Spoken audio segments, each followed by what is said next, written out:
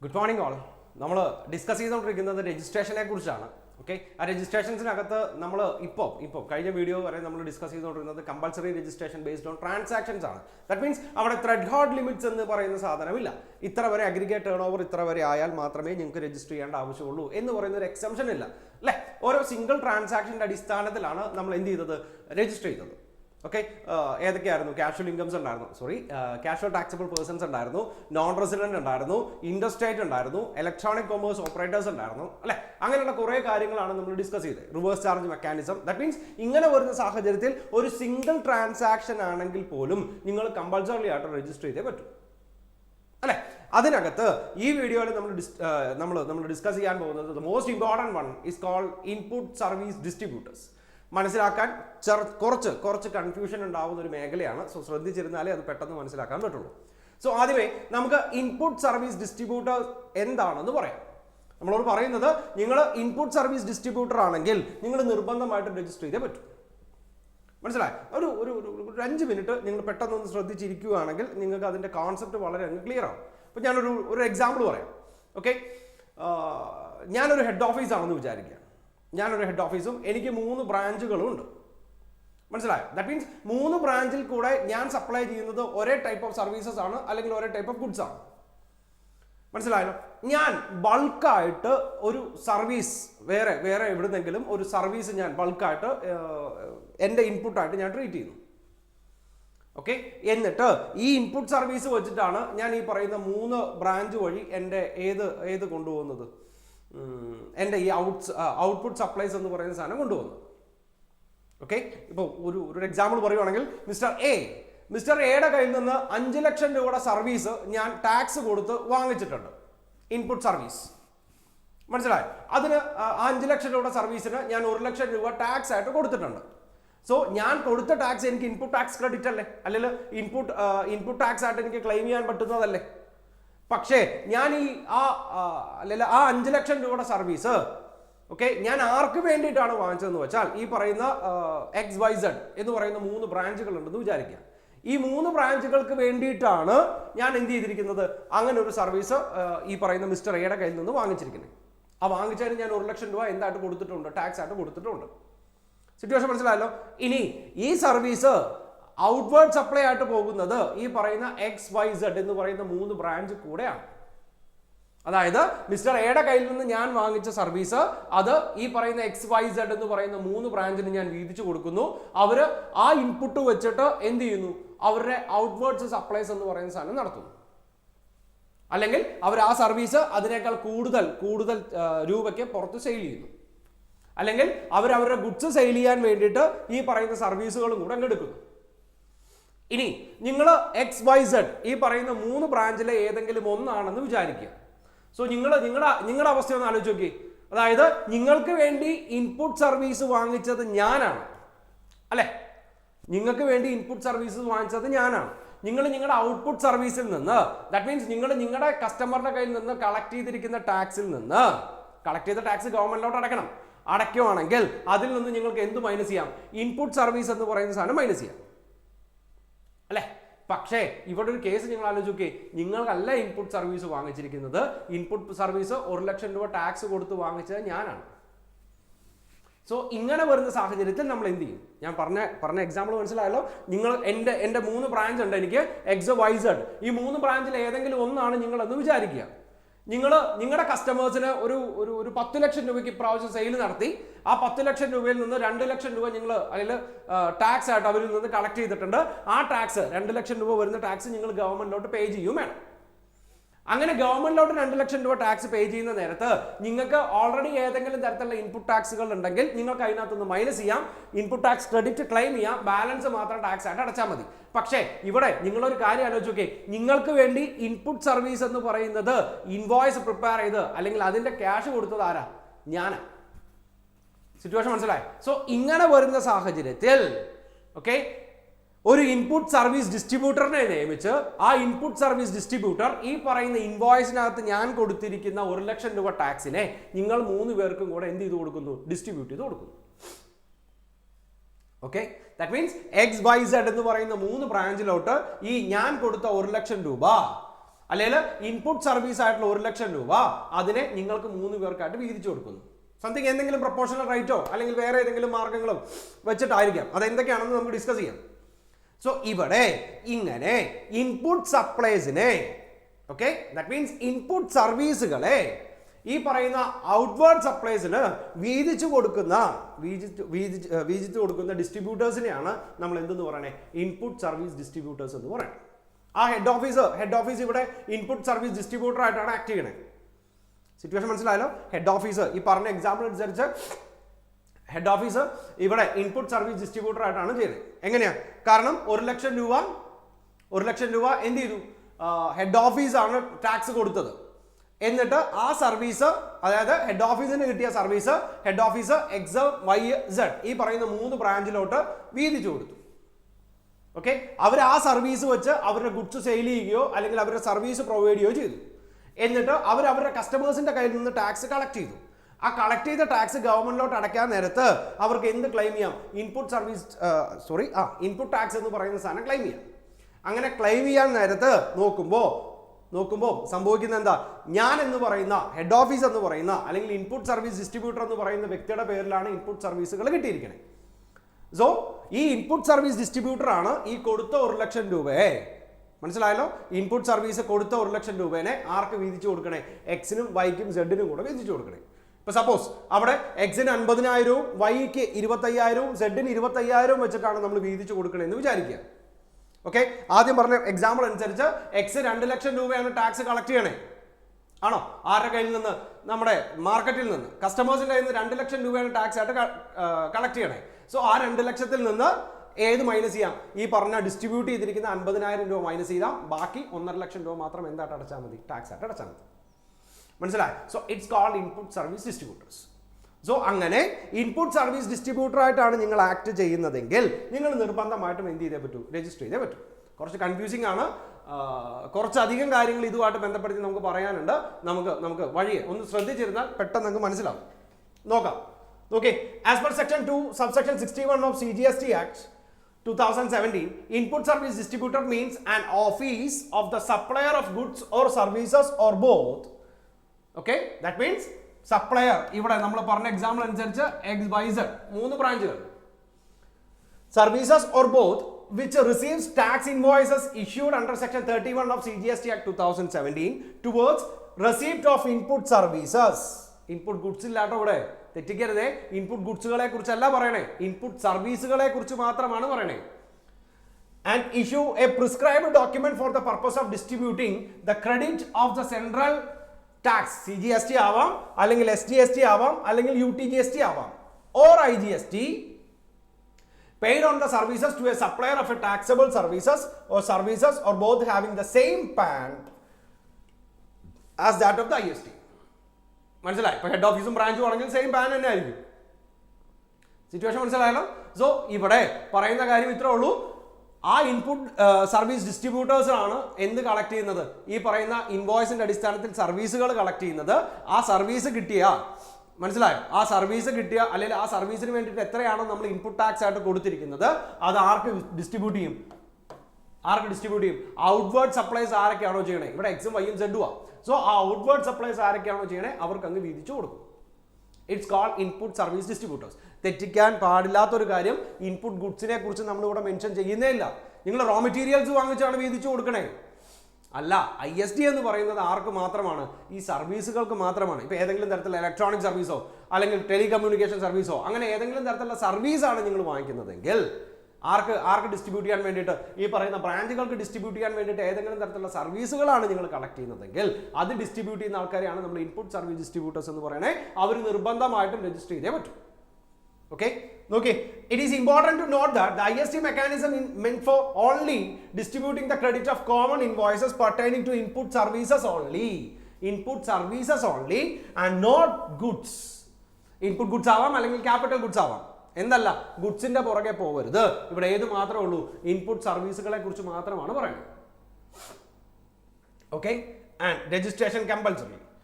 Okay, and IST will have to compulsorily registration, take a separate registration as such ISD and supply for the same in form GST REG 1. And there is no threshold limit for the registration for an ISD. The other locations may be registered separately. അതായത് normal provision പോലെ GST REG 1-നകത്ത് തന്നെ ISD ആയിട്ടാണ് നിങ്ങൾ register ചെയ്യണം. Okay, situation മനസ്സിലായല്ലോ.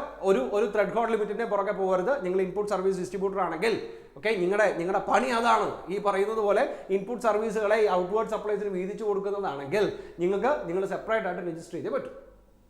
Okay, ഇനി നോക്കേ, distribution of input tax credit by IST കുറച്ചധികം ശ്രദ്ധിക്കേണ്ട ഒരു മേഖലയാണ്. എങ്ങനെയാണ് നമ്മൾ ഡിസ്ട്രിബ്യൂട്ട് ചെയ്യണേ, എന്ത് ക്രൈറ്റീരിയ വെച്ചിട്ടാണ് നമ്മൾ ഡിസ്ട്രിബ്യൂട്ട് ചെയ്യണേ, മനസ്സിലായി?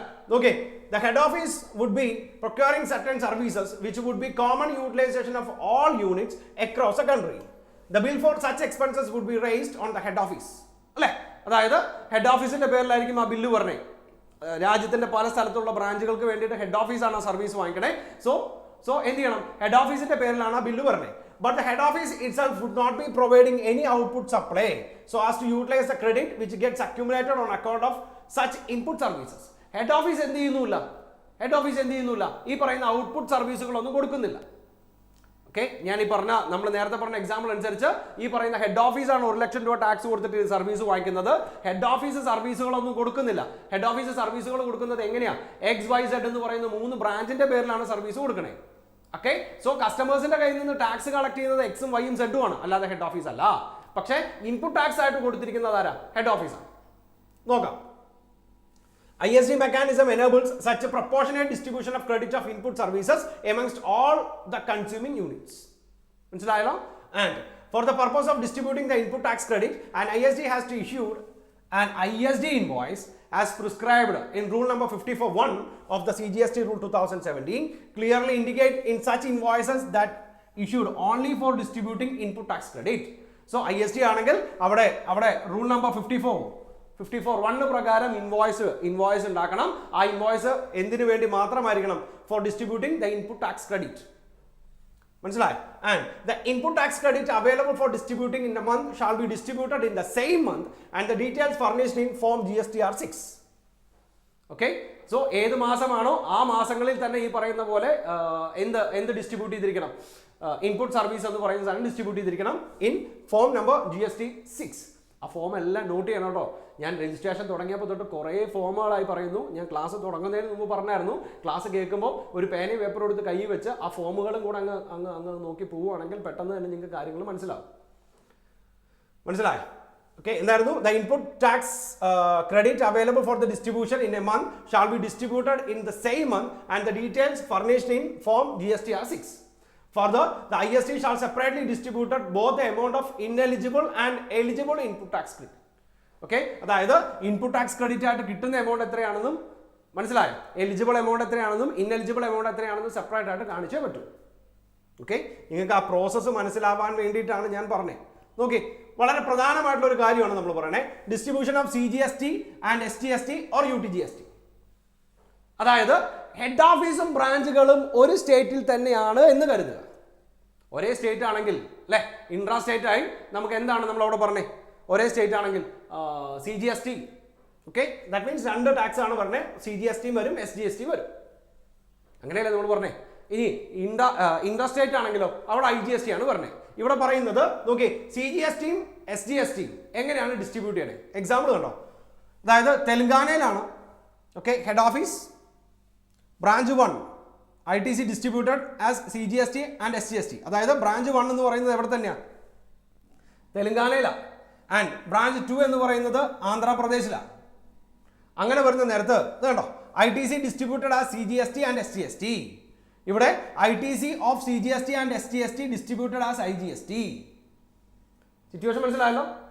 ഓക്കെ, ഒരു എക്സാമ്പിൾ പറയാം, അപ്പൊ നിങ്ങൾക്ക് പെട്ടെന്ന് മനസ്സിലാവും. അതായത് ഈ ഹെഡ് ഓഫീസ്, തെലങ്കാനയിലുള്ള ഹെഡ് ഓഫീസ് ഒരു 5 ലക്ഷം രൂപ, 5 ലക്ഷം വേണോ വേണ്ട, 5000 രൂപ ഇൻപുട്ട് ടാക്സ് ആയിട്ട് കൊടുത്തിട്ടുണ്ട്. ആ കൊടുത്തിരിക്കുന്ന ഇൻപുട്ട് ടാക്സ് ഏത് രീതിയിലാണ് കൊടുത്തിരിക്കണേ, CGST ആൻഡ് SGST ആയിട്ടാണ് കൊടുത്തിരിക്കണേ. പറയണ കാര്യം ശ്രദ്ധിക്കണേ. അങ്ങനെ കൊടുക്കണമെങ്കിൽ ഈ സർവീസ് കിട്ടിയതും എവിടുന്ന് തന്നെ ആയിരിക്കണം, തെലങ്കാനയിൽ തന്നെ ആയിരിക്കണം അല്ലെ. അതായത് തെലങ്കാനയിലുള്ള ഹെഡ് ഓഫീസ് സർവീസ് കിട്ടുന്നത് തെലങ്കാനയിൽ നിന്ന് തന്നെയാണെങ്കിൽ അത് ഇൻട്രാ സ്റ്റേറ്റ് ആയി അവിടെ നമുക്ക് എന്ത് ചെയ്യാം, ഒരേ സ്റ്റേറ്റിൽ നിന്ന് തന്നെ ആയതുകൊണ്ട് CGST SGST കൊടുക്കാം. വേറെ സ്റ്റേറ്റിൽ നിന്നാണെങ്കിൽ തീർച്ചയായിട്ടും എന്ത് കൊടുക്കേണ്ടി വരും, എന്ത് കൊടുക്കേണ്ടി വരും? നമ്മുടെ IGST കൊടുക്കേണ്ടി വരും അല്ലേ? സോ ഇവിടെ നമ്മൾ കൊടുത്തിരിക്കുന്ന 5000 CGSTയും SGSTയും കേട്ടോ. ഇവിടെ ആദ്യത്തെ ബ്രാഞ്ച് എവിടെയാണെന്ന് നോക്കി, തെലുങ്കാനയിലാണ് നമ്മുടെ ആദ്യത്തെ ബ്രാഞ്ച്. സോ തെലുങ്കാനയിലോട്ട് ഇത് ഡിസ്ട്രിബ്യൂട്ട് ചെയ്യുന്ന നേരത്ത് എങ്ങനെ തന്നെ ഡിസ്ട്രിബ്യൂട്ട് ചെയ്യാം? CGST ആയിട്ടോ SGST ആയിട്ടോ തന്നെ ഡിസ്ട്രിബ്യൂട്ട് ചെയ്യാം. പക്ഷേ ഈ ഹെഡ് ഓഫീസ്, തെലുങ്കാനയിലുള്ള ഹെഡ് ഓഫീസ് ആന്ധ്രാപ്രദേശിലുള്ള ബ്രാഞ്ചിലോട്ട് ഈ CGSTനെയും SGSTനെ ഡിസ്ട്രിബ്യൂട്ട് ചെയ്യുമ്പോൾ എങ്ങനെയായിട്ടാണ് ഡിസ്ട്രിബ്യൂട്ട് ചെയ്യണേ നോക്കി. ITC of CGST and SGST distributed as IGST. അതായത് ഈ പറയുന്ന 5000നെ ഇവർക്ക് എന്തായിട്ടാണ് ഡിസ്ട്രിബ്യൂട്ട് ചെയ്ത് കൊടുക്കണേ? IGST ആയിട്ടാണ് ഡിസ്ട്രിബ്യൂട്ട് ചെയ്ത് കൊടുക്കുന്നത്. അപ്പൊ രണ്ടുപേർക്കും ഈക്വൽ ആണെന്ന് വിചാരിക്കുക. രണ്ടുപേർക്കും ഈക്വൽ ആണെങ്കിൽ ദാറ്റ് മീൻസ് ഇവിടെ 2500 രൂപ നമ്മുടെ തെലുങ്കാനയിലുള്ള ബ്രാഞ്ചിന് എന്തായിട്ട് ക്ലെയിം ചെയ്യാം? CGSTയും SGSTയും ഓൾറെഡി പേ ചെയ്തതായിട്ട് ക്ലെയിം ചെയ്യാം. പക്ഷേ ആന്ധ്രാപ്രദേശിനകത്തുള്ള, മനസ്സിലായോ, ആന്ധ്രാപ്രദേശിനകത്തുള്ള ബ്രാഞ്ചിനകത്ത് ഈ പറയുന്ന 2500 രൂപ എന്തായിട്ട് ക്ലെയിം ചെയ്യാം? IGST ആയിട്ട് ക്ലെയിം ചെയ്യാം. സിറ്റുവേഷൻ മനസ്സിലായാലോ? അതിന് ഡിഫറൻസും കാര്യങ്ങളെല്ലാം നിങ്ങൾക്ക് ഡീറ്റെയിൽ ആയിട്ട് തന്നെ പഠിക്കാനുണ്ട്. നമുക്ക് പേയ്മെന്റ് ഓഫ് ടാക്സ് എന്ന് പറയുന്ന ചാപ്റ്റർ എടുക്കുമ്പോൾ നിങ്ങൾക്ക് മനസ്സിലാവും. പേയ്മെന്റ് ഓഫ് ടാക്സ് എടുക്കുന്ന സമയത്ത് മനസ്സിലാവും. നമ്മൾ ഓൾറെഡി നമ്മുടെ ഇനീഷ്യൽ ക്ലാസ്സുകളിൽ നമ്മൾ പറഞ്ഞായിരുന്നു എങ്ങനെയായിരുന്നു IGST, CGST എന്താണ്, SGST എന്താണ്, ഇന്റർ സ്റ്റേറ്റ് ചെയ്യുമ്പോൾ എങ്ങനെയാണ്, ഇൻട്രാ സ്റ്റേറ്റ് ചെയ്യുമ്പോൾ എങ്ങനെയാണ്, എല്ലാ കാര്യങ്ങളും പറഞ്ഞായിരുന്നു അല്ലേ? നമുക്കൊരു 2-3 പ്രോബ്ലം കൂടെ ചെയ്യുമ്പോൾ നിങ്ങൾക്ക് മനസ്സിലാവും. സോ ഇവിടെ ഞാൻ പറഞ്ഞ കാര്യം ഇത്രയേ ഉള്ളൂ. ഓക്കെ, ദാറ്റ് മീൻസ് ഹെഡ് ഓഫീസിന് ഇൻപുട്ട് സർവീസ് കിട്ടുന്നത് വിത്തിൻ ദ സ്റ്റേറ്റിൽ നിന്നാണെങ്കിൽ ഹെഡ് ഓഫീസ് കൊടുക്കേണ്ടത് CGST ആൻഡ് SGST എന്നുള്ള പേരിലാണ്. അങ്ങനെ കിട്ടുന്ന CGST അല്ലെങ്കിൽ അങ്ങനെ കിട്ടുന്ന input tax credit within the state തന്നെയുള്ള ഏതെങ്കിലും ബ്രാഞ്ചിലോട്ടാണ് ഡിസ്ട്രിബ്യൂട്ട് ചെയ്യുന്നതെങ്കിൽ അത് ഏത് പേരിൽ തന്നെ CGST SGST എന്നുള്ള പേരിൽ തന്നെ ഡിസ്ട്രിബ്യൂട്ട് ചെയ്യാം. മനസ്സിലായി? അതായത് ഇവർക്ക് ടാക്സ് അടയ്ക്കാൻ നേരത്ത് ആർക്ക്? ആന്ധ്രാപ്രദേശിനകത്തുള്ള തെലുങ്കാനക്കകത്തുള്ള ബ്രാഞ്ച് 1 ടാക്സ് അടയ്ക്കാൻ നേരത്ത് അവർക്ക് CGST and SGST already paid എന്ന് പറഞ്ഞ 2500 രൂപ ക്രെഡിറ്റ് ക്ലെയിം ചെയ്യാം. പക്ഷേ എവിടെയാ? നമ്മുടെ ആന്ധ്രാപ്രദേശിൽ കയറി വരുന്ന നേരത്ത് ഓക്കെ അത് വേറെ സ്റ്റേറ്റ് ആയി. സോ ഇവർക്ക് ടാക്സ് ലയബിലിറ്റി ഉണ്ടാവും അല്ലെ? ആ ടാക്സ് ലയബിലിറ്റിയിൽ നിന്ന് 2500 രൂപ എന്തായിട്ട് മൈനസ് ചെയ്യാം? IGST ആയിട്ട് മൈനസ് ചെയ്യാം. സോ കോമൺലി നിങ്ങൾക്ക് ഉണ്ടാവാൻ സാധ്യതയുള്ള ഒരു ഡൗട്ട്, മൈനസ് ചെയ്താൽ പോരെ, എന്തിനാണ് CGST SGST ആയിട്ട് മൈനസ് ചെയ്യണേ, എന്തിനാണ് IGST ആയിട്ട് മൈനസ് ചെയ്യണേ? അത് മനസ്സിലാവണമെങ്കിൽ പേയ്മെന്റ് ഓഫ് ടാക്സ് എന്ന് പറയുന്ന ചാപ്റ്റർ പഠിക്കണം കേട്ടോ. ഇപ്പൊ ഇതിങ്ങനെ അങ്ങ് ഓർത്തിരുന്നാൽ മതി. നമുക്ക് ഇതിന്റെ കൂടെ തന്നെ 1-2 പ്രോബ്ലം കൂടെ വരുന്നുണ്ട്, നമുക്ക് നോക്കാം. അടുത്ത സിറ്റുവേഷൻ നോക്കി, ഡിസ്ട്രിബ്യൂഷൻ ഓഫ് IGST ആണ്. നമ്മൾ നേരത്തെ പറഞ്ഞ എക്സാമ്പിൾ പ്രകാരമാണെങ്കിൽ ഹെഡ് ഓഫീസ് 5000 രൂപ ടാക്സ് കൊടുത്തു. തെലുങ്കാനയിൽ നിന്നല്ല, കേരളത്തിൽ നിന്നാണ് വാങ്ങിച്ചത്. മനസ്സിലായി? അതായത് കേരളത്തിൽ നിന്നാണ് ഹെഡ് ഓഫീസ്, തെലുങ്കാനയിലുള്ള ഒരു ഹെഡ് ഓഫീസ് ഒരു സർവീസ് വാങ്ങിക്കുന്നത്. അപ്പോൾ അവിടെ 5000 ടാക്സ് കൊടുക്കുന്നത് എന്തായിട്ടായിരിക്കാം? IGST ആയിട്ടായിരിക്കാം. That means head office tax pay ചെയ്തിരിക്കുന്നത് CGSTയോ SGSTയോ എന്നുള്ള പേരിലല്ല, പകരം IGST എന്നുള്ള പേരിലാണ്. മനസ്സിലായി? ഇങ്ങനെ വരുന്ന സാഹചര്യത്തിൽ നോക്കേ, ITC ഡിസ്ട്രിബ്യൂട്ടഡ് ആസ് IGST, മനസ്സിലായി? ആൻഡ് ഔട്ട്സൈഡ് ദ സ്റ്റേറ്റ് ആണെങ്കിൽ ITC of IGST distributed as IGST. അതായത് ഇവിടെ IGST ആയിട്ടാണ് പേ ചെയ്തിരിക്കുന്നത്. അതുകൊണ്ട് വിത്തിൻ ദ സ്റ്റേറ്റ് ആണെങ്കിലും അല്ലെങ്കിൽ ഔട്ട്സൈഡ് ദ സ്റ്റേറ്റ് ആണെങ്കിലും ഏത് പേരിൽ തന്നെയാണ് നമ്മൾ മൈനസ് ചെയ്യണേ? IGST എന്നുള്ള പേരിൽ തന്നെയാണ് മൈനസ് ചെയ്യണേ. മനസ്സിലായി? നേരത്തെ പറഞ്ഞ എക്സാമ്പിൾ പ്രകാരമാണെങ്കിൽ ഇവരുടെ ടാക്സ് ലയബിലിറ്റിയിൽ നിന്ന് ഇവർക്ക് 2500 രൂപ IGST ആയിട്ട് മൈനസ് ചെയ്യാം. ഇവരുടെ ടാക്സ് ലയബിലിറ്റിയിൽ നിന്ന് ഇവർക്ക് 2500 രൂപയും IGST ആയിട്ട് മൈനസ് ചെയ്യാം. സോ പറഞ്ഞ കാര്യം മറക്കരുത്. എന്താ നമ്മൾ ഡിസ്കസ് ചെയ്ത എന്തായിരുന്നു? ഈ പറയുന്നത് പോലെ ഹെഡ് ഓഫീസിന് ഒരു സർവീസ് കിട്ടുന്നത് എവിടുന്ന? വിത്തിൻ ദ സ്റ്റേറ്റ് ആണെങ്കിൽ ഹെഡ് ഓഫീസ് അതിന് കൊടുക്കേണ്ടി വരുന്നത് CGSTയും SGSTയും ആയിരിക്കും. ആ ഹെഡ് ഓഫീസിനകത്തുള്ള അല്ലെങ്കിൽ ഹെഡ് ഓഫീസ് നിൽക്കുന്ന സ്റ്റേറ്റിനകത്തുള്ള ബ്രാഞ്ചിലോട്ട് അത് ട്രാൻസ്ഫർ ചെയ്യുമ്പോൾ CGSTയും SGSTയും ആയിട്ട് ട്രാൻസ്ഫർ ചെയ്യാം. ആൻഡ് ഹെഡ് ഓഫീസിന് പുറത്തുള്ള വേറെ ഏതെങ്കിലും അല്ലെങ്കിൽ ആ സ്റ്റേറ്റിന് പുറത്തുള്ള വേറെ ഏതെങ്കിലും ഒരു സ്റ്റേറ്റിനകത്തുള്ള ബ്രാഞ്ചിലോട്ടാണെങ്കിൽ അവർക്ക് IGST ആയിട്ട് ട്രാൻസ്ഫർ ചെയ്യാം. ഇനി ഹെഡ് ഓഫീസ് പേ ചെയ്യുന്നത് IGST ആണെന്ന് വിചാരിക്കുക.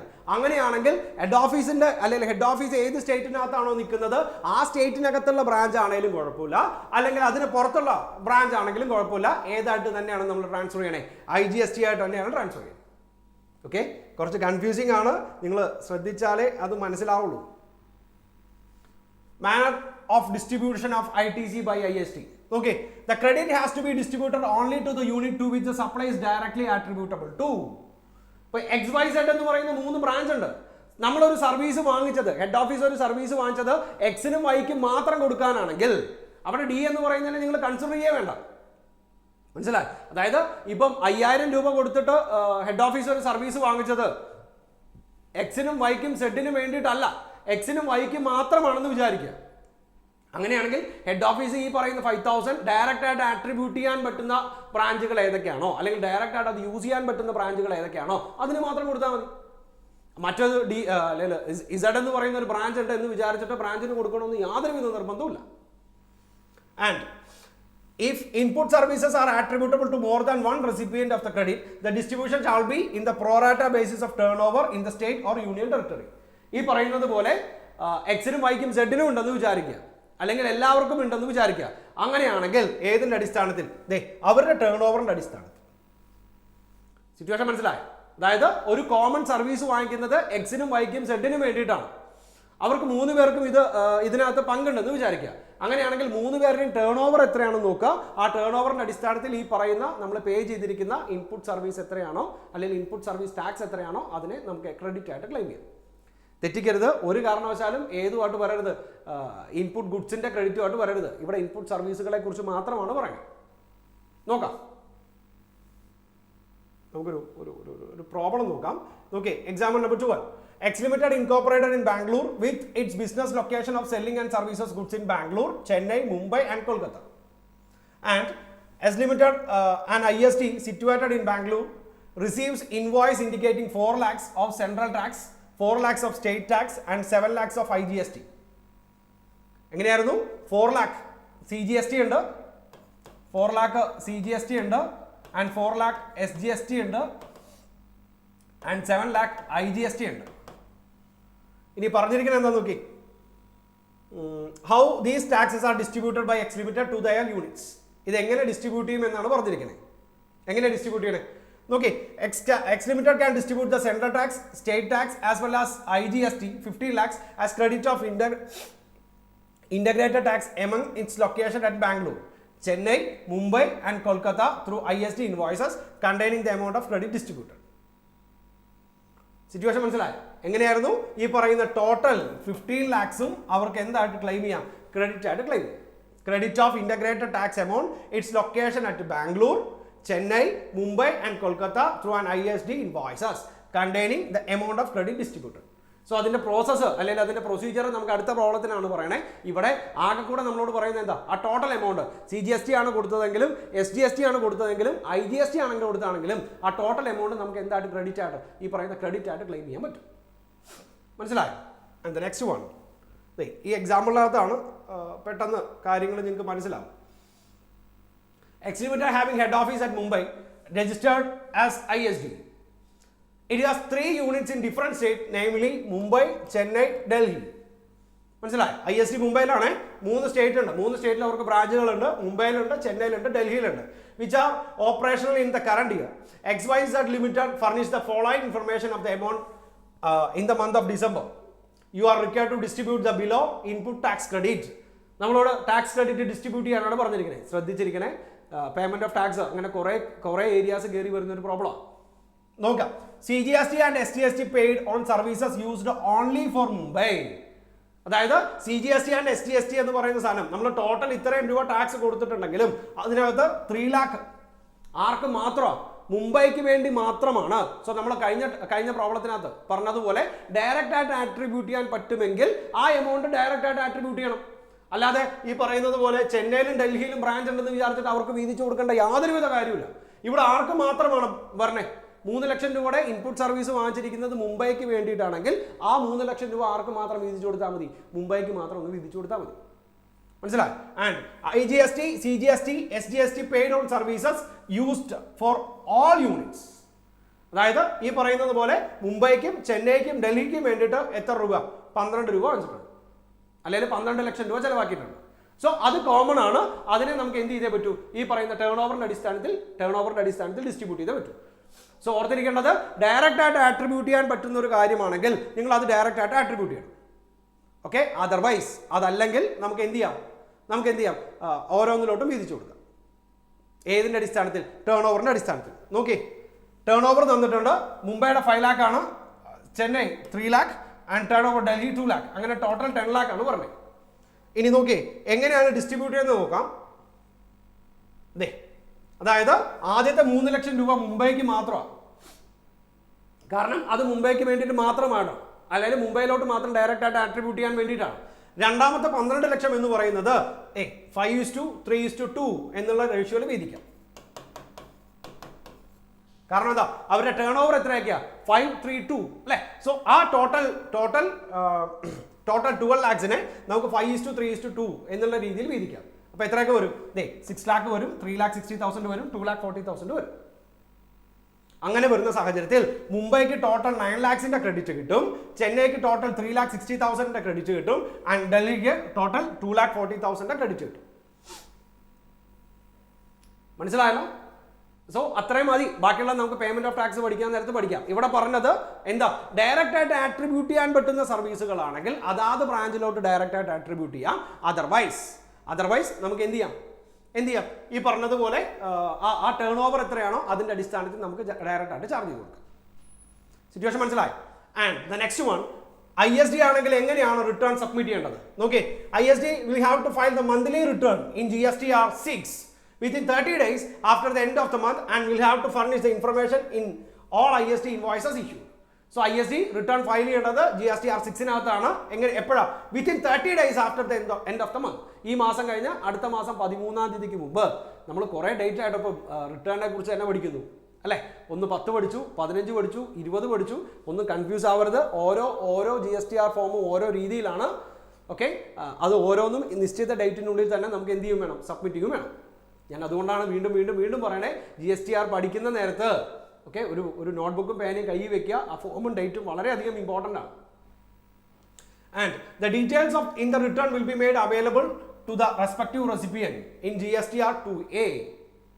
മനസ്സിലായി? And the recipient may include these in its GSTR 2 and take credit. അതായത് റെസിപ്പിയന്റ് GSTR 2A എന്ന് പറയുന്നത്, അല്ലെങ്കിൽ ഈ പറയുന്നത് പോലെ എത്രയാണോ ഇൻപുട്ട് എന്ന് പറയുന്നത് കാണിക്കാൻ വേണ്ടിയിട്ടാണ് GSTR 2A പറഞ്ഞത്. എന്നിട്ട് അത് GSTR 2-നകത്ത് ക്ലെയിം ചെയ്യാം. ഇൻപുട്ട് ടാക്സ് കൊടുക്കാൻ നേരത്ത് അത് ക്ലെയിം ചെയ്യാം. മനസ്സിലായി?